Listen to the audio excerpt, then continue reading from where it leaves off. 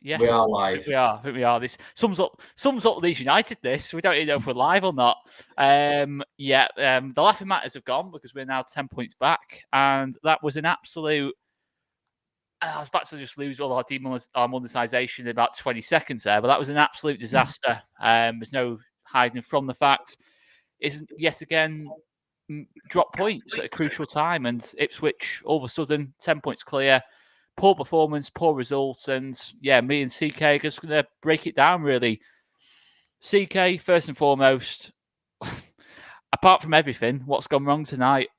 Oh, the first thing is, mate, I came home from the driving range to watch that. I should have just stayed up there and hit golf balls, but it's just a poor performance, mate, all around. I don't think anyone was on it tonight at all. And, before we get into dissecting Leeds, let's give Sunderland some credit. I thought they were very, very good tonight. Very, very good.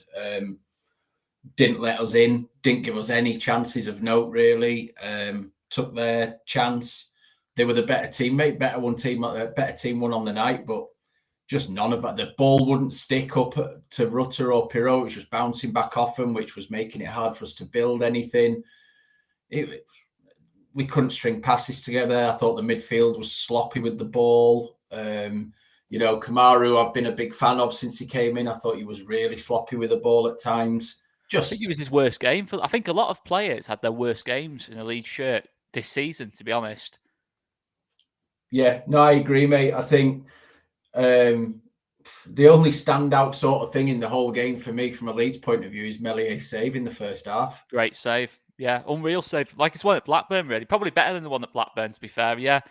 To be fair to him, yeah, he made a couple of other saves as well. But yeah, it's worrying, isn't it? Really, the fact that we've not only got beat, we've been so poor, and it's just what we're doing on these night matches away from home. We just seem to keep bottling it. Rotherham now, Stoke, Sunderland. You've got to be winning some of them games. Out of them three, you've got to be winning some of them. And unfortunately, the reality is Ipswich just aren't messing up, and we are. We haven't been consistent enough so far. Yes, in previous seasons, 2 points a game will be more than enough. But at this moment in time, it's looking like it's possible, very possible, that it's not going to be enough, and we're going to have to. His next 3 or 4 games, we're going to need something close to maximum points from to really keep this going. And it might sound like an overreaction, but the fact of the matter is, every single time we close in, Ipswich keep pulling away. Every single time we look like, oh, this is back on, we're back in range. We have the Stoke result, we have the Rotherham result, we have this result tonight. I'm not saying it's over. Listen, I'm not saying it's over, but we've got to seriously sort certain things out. We've got to find that consistency. Particularly away from home. I think the performance against Blackburn was professional, but again, it's not consistent enough. I think at home we're fine. I can't see us having too many issues at home. Apart from when we do play, the top sides like Ipswich, in a couple of in a week or so's time. But we've just got to find that other gear for me. I think obviously, you look at Pirot and James tonight. James in particular, compared to his Blackburn performance, it's just. It's like the Dan James of the first season, in terms of tonight. And obviously we had that situation. We've obviously got the situation in terms of Sam Byram's out. It didn't help the matters at right back. I think it would have been much better to have Jed Spence there. Nothing against Archie Gray, but I think he's done well at right back. But I think coming up against Jack Clark's a totally different proposition. I think Jack Clark is the second best winger in the league, along with Crescencio Somerville. He was absolutely electric tonight. And that's a player that won't be playing Championship football next season, whether it's with Sunderland or without Sunderland. There's no question about that at all. So Sunderland have got good players, and I think they are a team that's going to get that top 6. We've got to do better than that. We can't keep going to places like this and dropping points. And ironically, we've won the Ipswich and Leicester, but over away performances, if you're being realistic, over the Millwall maybe, they've been well below par. If we're being realistic, other than those 3 games, I think we're being well below par away from home this season, and it's not good enough. If we want to finish top 2, we have to find that other gear. But CK, what did you make to the substitutions? It was one of those benches tonight where it wasn't particularly strong compared to what we've had in recent weeks, and it didn't really change anything, really. If we're being honest, I thought Nonto was semi-bright after he came on. He tried things at least, but it felt like, 1, they were too late with the changes, and 2, it felt just like it was the kitchen sink. just get everyone on who could potentially try and grab a goal and just all go and run around up top together. Like Rotherham. Yeah. It was. There were similar subs. It just didn't feel like there was any method to it. Felt a bit panicky to me tonight, though, Yeah. some of those substitutions. I mean, we've never really tried two up top all season, and we kind of tried that. I know towards the end, you're trying different things, trying to just go out a little bit more direct, but it didn't really work, in that kind of sense. I'd have preferred to have seen, Joseph up front with someone else, to be honest, in those last little bits of the game. But I don't know, you thought for someone like, say, Jayden Anthony, not to be too critical of Jayden Anthony, because it's not particularly easy to build any momentum when you're only sort of playing 15, 20 minutes at a time. But you think that's an opportunity there, to really, when Dan James had quite a quiet game, Somerville's, not had the best of games. It's a chance there maybe for Jayden Anthony to show what he can do. And he didn't really change the picture at all. At that point, when you're 1-0 down, there's nothing to lose, really. You just wanted to see a bit more risk taken with the ball. And yeah, and I don't think we were brave enough all game, mate. I think we made it too easy for Sunderland. We just tapped the ball around. Like if games were won on possession, we'd have smashed them tonight. But it was all just possession in front of them. Do you think there was an element of Sunderland were reluctant to try and dominate the ball themselves because of how good we are on the counter? I think Blackburn had more of the ball of us on more of the ball than us on Saturday. And I think we've seen it quite a lot this season. We've seen Rotherham concede possession against us. Stoke concede possession. Sunderland concede possession. And, we can't get those quick counters because, Sunderland are sat in. They're not allowing us that space. And that's something we've got to sort of respond to away from home. At home, we've got different tools in our locker to cope with that. And, when we do get the early goal, the game opens up. And don't get me wrong, tonight, I thought we actually were quite bright first 10, 15 minutes. I think Spence and Somerville linked up quite well. But as soon as Sunderland had that chance, we just kind of, we didn't have that same momentum or same confidence really about us. And that's the thing I'd say tonight. Even the likes of Somerville and Rutter, even if they're not having the best of games, you don't often see, certainly not both, sort of not have that kind of same level of confidence or fluency. Even if they're not having the best of games, you still always feel like they're dangerous. And tonight, I think Sunderland, to be fair, you've got to give credit to Sunderland. I think they were set up really, really well. Yeah.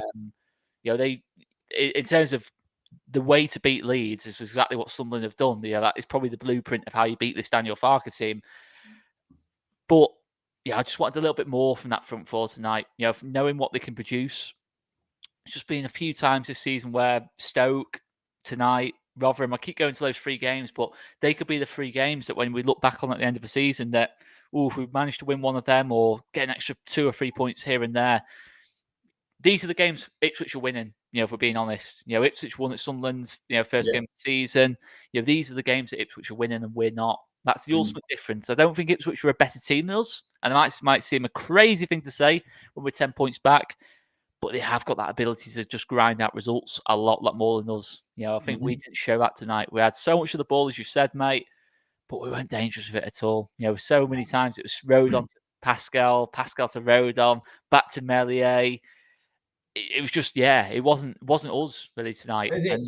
Sunderland didn't take the bait, did they? We were doing that to try and drag them onto us, and they were having it. They were like, no, if you want to come through us, you're going to have to come through us. We're going to sit here in what I think was a mid block. I think it would be doing them an injustice to say they were a low block. They weren't a low block. It was a mid block, and it was like, right, try play through us, and we couldn't do it. It was one of them. They didn't go toe to toe with us, but they did kind of. I'd say they respected us, but they also posed their own threats in that kind of sense. It wasn't, because I think when teams go toe to toe with us, I think we beat 99% of teams at this level, to be honest. If you go toe to toe with us, because you got Somerville and Rutter at the top end of the pitch, which is just far better than what most of the other teams have got. But when you went with what Sunderland went with, they were able to sort of, really quieten down Somerville and Rutter, and then all of a sudden you're quite reliant on Perot and James to construct the attacks. It just doesn't quite work in the same way. And I think tonight as well, Ampadu and Kamara, I think had their poorest games in a league shirt, to be honest. I think both of them on the night, there's no real control in midfield. For all the possession, we didn't really have any control. I think Archie, to be fair to him, considering he's on the yellow card, I was surprised we didn't switch that, in terms of the fullbacks quicker. I think as soon as that yellow card happened, I think that switch should have been made, because I think Spence all rounds had that. I said on the big match preview last night, I want to see Spence play right back because he is better going forward than Archie. Archie's got different qualities, and I think will overall be the better player. But going forward, there's no doubt about it. Jed Spence worries you more because of his pace, ability to dribble. All of a sudden, Jack Clark's going to have to do more defending. He's going to have to follow Jed Spence a lot more, and you're restricting Clark. And you've got, when Clark gets on the ball, a better one-on-one defender. So I was really surprised we didn't switch that quicker. And for me, but even when the subs happened, for me, again, I'd have done it differently than Farke. At the end of the day, he's a manager who's won the championship twice, so I'm probably I've not a leg to stand on. But at that point, I'm not taking Spence off. I'm pushing him to the right-hand side of a defensive three. Yeah. And pushing Archie into the midfield with Ampadu and Kamara to strengthen that up a bit, because we had no ball in the middle at all, no control ball. And then, letting a front four, whatever that looks like, go at it and change the shape. We never changed the shape. We just changed players and just put them in the same shape. And I think it needed something different tonight, because the shape we were playing, Sunderland were like, yeah, we've got you on toast all day here. Yeah, no doubt about it. It was kind of a situation where we'll just get the ball into Somerville and Rutter and hope for the best. But tonight, it was. That's it. That's the only slight positive tonight. I've never normally celebrate a Bayern win, but I suppose tonight is a little bit different, isn't it? But yeah, it's one of those. Listen, we're not in complete disarray. We're not in complete disarray, but there's too many of these this season. I think it's one of them. We either are like an 11 out of 10 or like a 4 or 5 out of 10. Yeah. We kind of don't really have those 7 or 8. I don't think Ipswich this season. Listen, they won tonight, narrow margin again, narrow margin on Saturday, and it's not sour grapes. Ipswich are a very, very good team, but I'm still not having it. They're a much better team than us. I'm not having it. They're 10 points better off than us. They just have consistent 7, 8 out of 10 performances, and that's all you need at this level. Don't get me wrong. I love the 11 out of 10 performances against Huddersfield, against Millwall. How many of those have we had this season? So many. But we don't do the 7 or 8 out of 10 performances. We either just completely drop our standards. You can tell from the first sort of 20, 25 minutes what we're going to be, in terms of winning a game. We did start tonight quite brightly, but you can kind of tell after that sort of first 5, 10 minutes, Sunderland weathered that storm, and Sunderland just got the ball into Clark, and we had big problems. Gray gets the booking. Clark starting to drag, Pereira across, and I think Rodon across, and I think Rodon probably had his poorest game in a Leeds shirt, to be honest with you, tonight. There you go, mate. Yeah, exactly. Yeah, it's not all about luck. See, this is Leeds United and Ipswich in a nutshell. This doesn't look particularly great, but it sounds good. It does the job, doesn't it? It's not that bad. Come on. I'm not gonna lie to you. When I bought this, it looks better in the packaging. It's one of them. He's gone full ferret with his microphone. I've been catfished by a mic. It's one of those, but yeah, John Motson wannabe, etc., etc. No, but I'm glad to hear the sounds good, guys. That's maybe one slight positive from tonight. But I'm really struggling. Things like man of the match for Leeds, I can't think of a single performance that was happy with. Meslier, to be fair, with a couple of saves, but again, it's not great, is it? I've also seen, mate, for their goal, people saying Meslier should be coming out there and commanding his box. And I'd need to see it back to sort of, make a judgment one way or the other. But I mean, there's been many a case of Meslier not, stepping off his line enough when the ball's pinged around the box and commanding the space. So maybe there is an argument there. But as a man of the match, no one. I can't pick anyone out really at all. They all had flaws tonight. Even Rodon right near the end, playing a pass behind Pascal and out of play. That summed up the night, didn't it?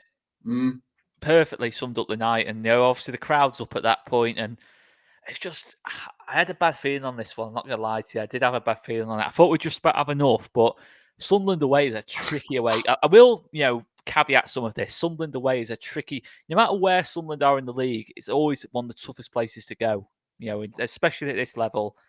There's such a tough place to try and, play football at. But we have to do better. We have to start passing some of these tests. Listen, I can allow, a defeat at Stoke or a defeat at Sunderland, but you can't lose both of them kind of games. You can't then draw at Rotherham. That's what I'm talking about. The standards just, it's just too much. You can't go from being brilliant to absolutely awful. We have to find that consistency about us. But I still think it's on. Listen, Ipswich in 10 days' time. We're going to win the next 2 games. put a little bit of pressure on Ipswich. We've got to play Norwich on Saturday afternoon. So psychologically, they've got us. Psychologically, it could be 13 They've points. got Norwich, us, and then Leicester.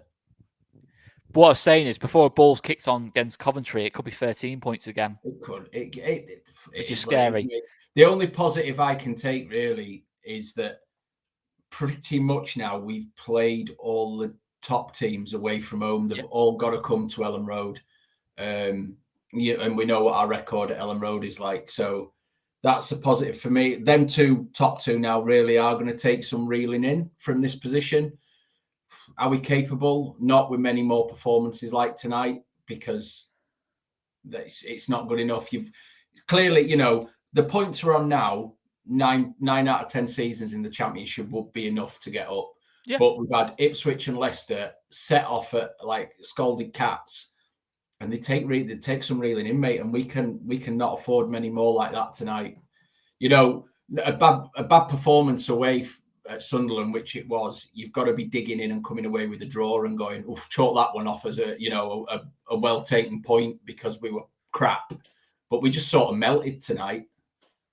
Because we'd got a draw tonight, and then all of a sudden, we win, on Saturday, and then we beat Ipswich. It's down to 6 points again. So, all of a sudden, psychologically, the best case scenario now is we can get it down to 7 points. Realistically, that's the best case scenario. Because I can't see Norwich going to Ipswich and getting anything. Even if it's a derby day, I just can't see it at this moment in time. But all of a sudden, even if we just got a point, we can still keep chipping away a little bit at Ipswich's gap that they've got on us. But all of a sudden now it's exploded again, hasn't it? To 10 points. And the history books say you don't often see a team, this far ahead get chipped away at, unless it's Leeds this far unless ahead. It's Leeds. That's exactly where I was going with that. Unless it's Leeds. I mean, we're the only team, I think, was it top on Boxing Day? It was either top on Boxing Day or top on New Year's Day to not get promoted in the first year of the season. Top at Christmas and not get promoted. We're reversing the fortunes this season. That's what we're doing. But what we're forgetting is even if we can't get top two, we'll just win the playoffs anyway. Mate, I don't want to go through the playoffs. I can't cope. I can't do it. I can't. I'm gonna level with you guys here. I can't do playoffs. I think if we're not top two on May the 4th or May the 5th, whatever the last game of the season is, I think it's just see you later. See you in August. See you in August. I'm not gonna lie to everyone. I'm not gonna lie to everyone who watches. If we end up in the playoffs, there'll be no coverage from me during that period because I just can't cope. All these TV will be closed, like temporarily closed for like 2 or 3 months. Yeah, we're absolutely right. Because I can't cope with that nonsense. No, if we didn't win it in that Bielsa season, we're not going to listen. Realistically, top two it has to be. It has to be looking at top two. And if we're looking at January, then mate, because I don't really think there's much more to touch on. It was just such a. It was a boring. To be honest, it wasn't a game with a lot happening. I can't really think of that many more. I mean, normally when we're doing this, we're getting 18 minutes in, and we're only sort of talked about the first 10 minutes of the game. I think I've covered a lot of what I already wanted to cover. Just talk a little bit about January from this game, from the Sam Barham injury, from the last couple of games. Don't be too reactive, not just from this game, but are you looking at January? And if you are looking at January quite heavily, what kind of signings are you looking at first and foremost?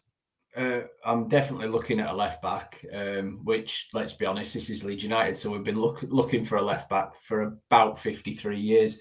And the other position I'm looking for, mate, is a number 10, someone, Pablo, who can dictate the pace of a game or do something a little bit special to unlock a defence with a pass. We've got Gio, who can unlock it with like his crazy giraffe legs by doing something mental. But someone who can play that little dainty pass or see something that other players... We need another Pablo-esque player in the middle of the park, just stitching everything together. So they'd be the 2 positions I'd really be concentrating on. If I'm then greedy, and depending if we get anyone going out the other way, maybe another striker. But I do quite like the look of Mateo Joseph. I do. Yeah, to be fair, I think if we want to touch on one positive, maybe not so much tonight, but certainly against Blackburn, I thought he came on, just show what he's about. Sometimes it's hard to come on. Well, it is hard to come on in these moments when you're cruising in the game or when you're really trying to get back into the game. It's hard for a young player to have an impact. But yeah, I like the look of Joseph. I think he should be, for now, the backup centre forward. I think he deserves a chance, for me personally, over Bamford in terms of minutes. I think he should be getting more minutes than Bamford, and I think he will. To be honest with you, in terms of the fact that he's back from injury, but we can't be too reliant on Joe. I know what you're saying, in terms of Joseph's a promising thing, but I have to agree with what you're saying there, mate, in terms of possibly looking at a striker. But if we did get the 10, through the door, could we put Perot, just play Perot as a pure striker from that point? That is another option as well. Yeah, this is why I love Leeds fans, mate. One loss. Please don't get promoted. We'll get hammered every week. I love it, Nick. I love it. I love the drama side of it. It won't be the same team that started in that we know. No, of course. Go up, but no, I'm here for the raw emotion, mate. No judgment here. Absolutely love it. But yeah, there's promising players in this team. I've already said, Matteo Joseph is promising, extremely promising, in terms of what he can offer. Archie Gray, etc., etc. We've got a nice balance with that, but we can't be too reliant on these players, in terms of Archie Gray is going to have the odd game where he's up against a really good winger, or if he is playing right back, instead of midfield, he's going to have some tough games. Naturally at his age, Matteo Joseph, we can't just expect to come in and be a super sub off the bench who's going to turn games around in the last 15 minutes. We have to be realistic about that, but certainly something we need to try different, because whenever one of that front four isn't fully firing, or we have an injury, the performance drops off a lot. We saw it Stoke, we saw it Rotherham when we needed Nonto and Anthony to come in. The impact wasn't what we wanted, and I'm not blaming those two players. I still think they're going to come good this season, but we can't keep saying at some point, with these players, we can't keep saying this. To be brutally honest, we look at it, in terms of where Ipswich are at. Those are the standards we have to get to. Normally, you'd say if we were in this, if you said to me by the 12th of December, we'll be on this many points, I'd have definitely took it at the start of the season before a ball was kicked. But the situation we're in is we have to be ruthless. We really do have to be ruthless, and it isn't good enough if we want to get top two to be doing what we've done tonight. Comment coming off Mark Jones. Very, very fair point this on Matteo Joseph. We gave Somerville a go, and look at him. That's true. But Somerville did get minutes last season. He did get minutes the season before. It is very, very true. I think Joseph is going to be a really, really good player for us. But is it right now, in the middle of December, when it's a real thick and fast time of the season? He's only just coming back from injury. I'm not so sure. I think he's more going to be. He's got to start in the cup game, Manny, and give the couple of minutes and see how he gets on, and then it's up to him to impress to the point where he causes Farker a headache. But I don't think he's someone who we can rely on week in, week out yet. And that's because I don't want the lad absolutely battered and under pressure right now. You don't want a young kid. Archie seems to be a bit of a different level, do you know what I mean? And he had a really tough night tonight. And most people would say, being nice, they'd say, maybe Archie needs a rest next game. No, the next game Archie's now got to play because he needs to get this out of his system. Because as a young kid, you don't want this being the last thing you did on a football pitch, getting, torn apart for large parts of the game by a very good Jack Clark.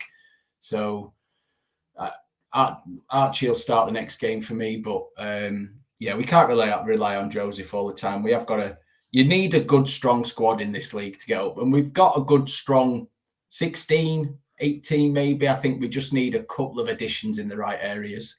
Yeah, no, exactly that. I mean, I totally agree with your point on Gray. I think Gray will have to start anyway if Byram's not available. I'm not saying it's a bad thing at all, but we haven't really got an option to replace Gray because Firpo's out, the other left back options are out.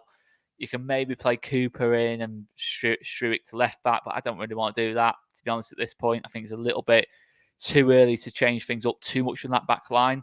But yeah, it's just a lesson that, we have to be aware of, not just a starting 11, which I think is really good still. I think, as you said already, the bench, you often look at it, it looks really good. But yeah, it's only really a 16 at this moment in time. And even people like Creswell we talk about, I think Creswell's a really good option to have. But to me, I might be wrong.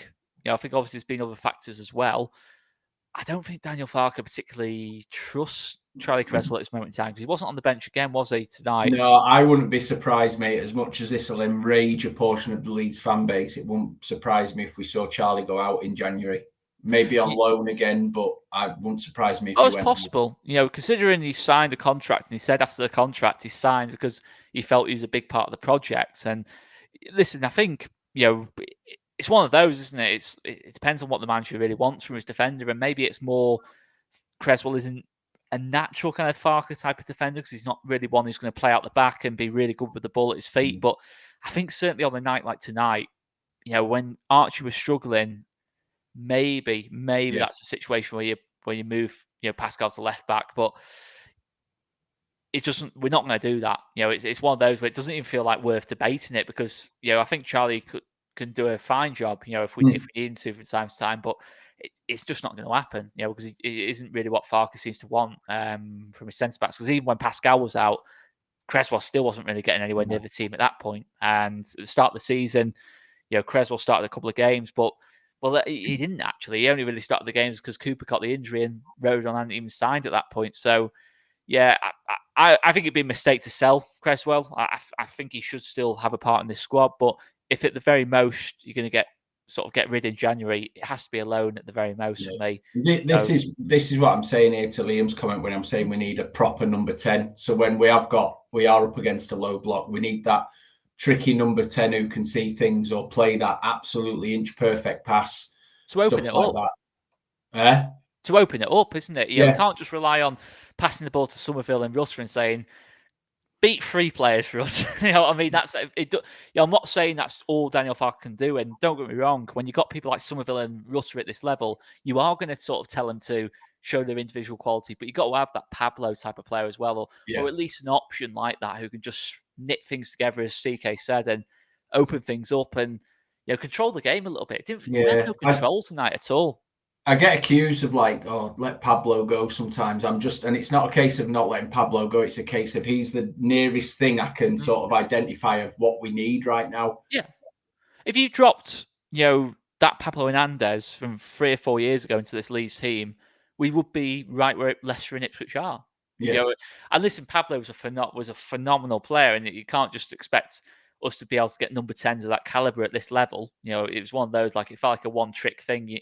You're never realistically going to do it again. But even like a Saiz kind of pro player who's not as prolific as a Pablo in any sense, or as mature as a Pablo, or as experienced, but someone who just offers that little bit something a little bit different. Because it feels like it's a bit like the Tyler Roberts at 10 situation at this moment in time. It just doesn't feel like we've got anything to change the picture. It feels like we have to be really direct when we attack. We haven't got that sort of calm it down a little bit, slow it down. It doesn't feel like we've got that at this moment in time. And another option is, do you even try at some point? I think you've alluded to it, CK, a midfield 3, of Gray, Ampadu, and Kamara, and really just shore up that middle of the pitch and just let the Rutters and Perreaults and James, etc., just try and win the game from there, if that makes sense. Can we try that? Because we know Gray going forward, in those midfield areas, he can deliver the ball on a sixpence in that sense.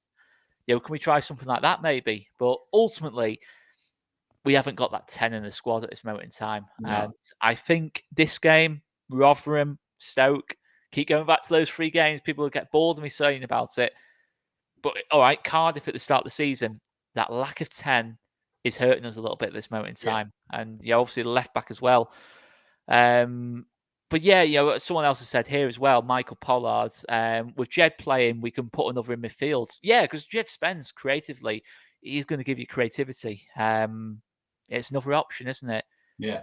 But it'll be interesting what we do against Coventry. I can't see that too dramatic a change against Coventry because the players who came on didn't really do anything to really shore themselves into that starting 11, and we've got that many injuries, but I'm not even sure there's anything much more to touch on, to be honest, CK. Not really, mate. No, I think it's dust that one off and go again. And, we need a positive result next time out against Coventry, so we're buoyant again and ready for Ipswich rolling into town, which is now, especially after tonight, looking like an awfully big game. It's huge. And they'll be tough. String for Yasmin game, isn't it? That is, if you know what I mean, it's got that atmosphere around it where that's going to be played at the start of the game just to make it a little bit more dramatic. And we normally panic at that point. Whenever we build up a game, it just turns into panic, doesn't it? Sheffield United, Derby, and that. Yeah. 2018, At least Victor's not here season. anymore, mate. So we get the pictures of him pre-match putting scarves or flags out on seats and stuff. Yeah, that's the trouble, isn't it? It feels like we need to almost like tone it down a little bit. But I don't know. It's a different Leeds team, this, isn't it? But yeah. I mean, we've done the job against Leicester, didn't we? We did the job against Ipswich away. We're going. Listen, reality is now. I know it might seem quite drastic to say, we probably need to beat Ipswich now. Yeah, I think we do, don't we? I think we do, mate, to reel them back in, and even it's not just a points thing either. It's dishing out another loss to them because they're not losing football games at the minute, and you hope a loss might lead to them obviously then going to Leicester, or I don't know if they bring Leicester to them. I can't remember which way around it is. I think they go to us and then Leicester at home on Boxing Day. Right. Well, I think. But again, if we beat them, then Leicester get something off them. Then all of a sudden are they going, oh, hang on a minute, we've not won in 2, and then can it quickly become 3 or 4? So we need to be that team that starts a potential dip in form for them, really, and at the same time, dragging 3 points back in on them. Just relentless, aren't they? But that's what we need to be now, just relentless. We need to put in these next sort of 10 games, 8 or 9 wins together, just to really try and, we've got to go on the same run we've been on again, really, haven't we? Yeah, we need to repeat that, essentially, at the very minimum now. And that, it seems, if you extrapolate that over, we've still got over half a season to go, haven't we? Mm-hmm. We're going to have to put some run together, like Sheffield United did when they caught us. Yeah. Where Ipswich are now, or where we were in that first Bielsa season, is almost exactly that. We've got to find that Sheffield United in us and just close that gap. We'll see what we can do. Guys, we're going to leave it there anyway. We normally do longer than half an hour, but me and CK said I don't think we're going to get much more than half an hour out of this. 32 minutes, we've done pretty well there, to be honest. Guys, if you can like this video and hit the subscribe button, I'll do a quick little 10-minute post-match breakdown as well. Hopefully at some point tonight too. Might even do a player ratings as well. Not going to be particularly high on the player ratings. 4s. There you go. Yeah, 4s. I might just start the video and just go 4, 4, 4. So, strictly come dancing where they just hold the numbers up. I might just do that. 2, 3, 5. Yeah, it was one of them nights. Guys, going to leave it there. I'm going to leave you to it.